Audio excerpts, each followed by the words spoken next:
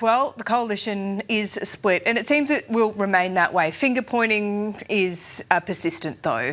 The Nats blaming the Liberals blaming the Nats and both questioning each other's leadership. Joining me live now is Shadow Immigration Minister, part of the LNP in Queensland, but sits in the Liberal Party room in Canberra, Paul Scarr. Paul, great to see you. Thanks so much for your time. Can you explain what's going on?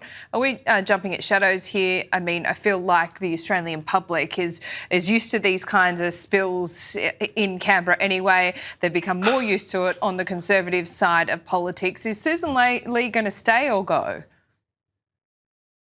Well, Susan has my 100% support. There's obviously a lot of speculation in the media at the moment, but no one has announced a challenge. No one has announced an intention to call a spill. So from my perspective, Susan's the leader of the Liberal Party and we need to work together as a team to do everything we can to hold the government to account and develop that suite of policies to take to the next election. But Paul, we have seen this movie before. I feel like this is the embattled phase for the leader before she becomes a former. But it's been variously described this morning as farcical, whether there is going to be a spill and how it's being organised behind the scenes. Do you see it that way? Well, no one's called me in relation to a potential spill. Yep. So when you talk about what's going on behind the scenes, I don't know what is going on behind the scenes. Okay. So from my perspective, we just have to be focused, really have to be focused. The political imperative has got to be holding the Labor government to account, developing that suite of policies to take the next election. We've got a moral obligation to be a strong, united opposition. Well, how do you do that when this speculation is persistent?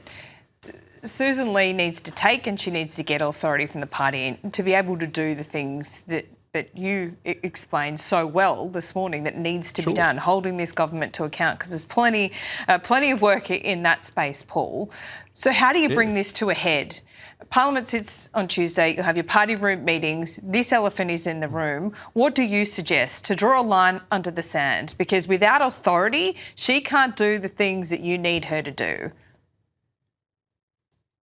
Well, absolutely. And at the moment, she's our democratically elected leader. I think she handled a very difficult situation last week with great responsibility. She acted in the national interest. We needed to pass that legislation in the national interest. We got additional safeguards. We built additional guardrails into that legislation. She consulted with colleagues and she stood up for the principle of shadow cabinet solidarity, which she needed to do. So I think Susan has done everything reasonably expected of her and deserves our support, our full support. Do you think Andrew Hastie wants the job? Well, that's something for Andrew Hastie to discuss. So I'm not going to speak for Andrew Hastie in this context. It's up to Andrew to decide what he wants to do. But at the moment, there has been no announced challenge and there's been no announced intention to seek a spill. So at the moment, there's a lot of sound and fury, but really it signifies nothing at the moment. When you see the coalition split like this, the second this term, it makes it particularly hard for people like you in the state of Queensland who sit under the LNP banner. That means the party structure is very much intertwined.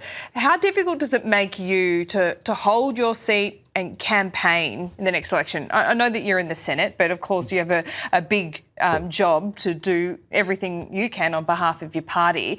Do you think, Paul, that perhaps everyone should calm down, let the split happen, let people, campaign, be all things to the people in their electorates, and then maybe talk about re-coming together before the next election or after? Well, look, I'd make a number of points, and I'll pick up on that last comment you made about coming together. I think ultimately we need to come together. I represent the state of Queensland. I saw what division on the non-Labor side of politics has resulted in my home state of Queensland. When One Nation secured a number of seats in the lower house in 1998, we lost the Bawlby-Sheldon government, which was an extremely good government and did lots of positive things for the state of Queensland. All that happened was we secured a long-term Labor government, which drove us into debt and led to all sorts of deteriorations of government services, especially in our rural and regional areas. So I've seen firsthand what division on the non-Labor side of politics causes. In terms of the Liberal National Party, that's one of the reasons we came together. That's one of the reasons we came together, because division on the non-Labor side of politics does not work. I have very, very good working relationships with all of my colleagues in the Liberal National Party, including those who sit in the National Party room. And when we have our state convention, have our state council, we come together and work together, and that's the way it should be. I've had an email exchange in recent days with a gentleman called Colin Walker. He's in his 80s now, but he used to work for the Joh Bjelke-Petersen government, and he is just looking at the current display with absolute dismay. And the broad point that he makes, Paul, is that there needs to be leadership. There needs to be a set of rules that you follow, and most people don't appreciate or understand the history. Yep. Oh, well, that's absolutely right. And the people of Australia are rightly focused on the outcomes. And one of the outcomes we need to work towards is being a cohesive, united opposition, holding the Labor government to account and developing that suite of policies based on our values to take to the next election. That has to be our focus. And as I said, that's not just a political imperative, it's a moral obligation we have as the opposition. Yeah, well, Colin argues this is a repeat of the Queensland example, and, you know, what they see is their right to exercise their votes and vote against what is dear to them. But look, I think we're going to have further conversations, Paul. I don't think this is the end of it. We appreciate your time today. Thanks for joining AM Agenda. Thanks, Laura.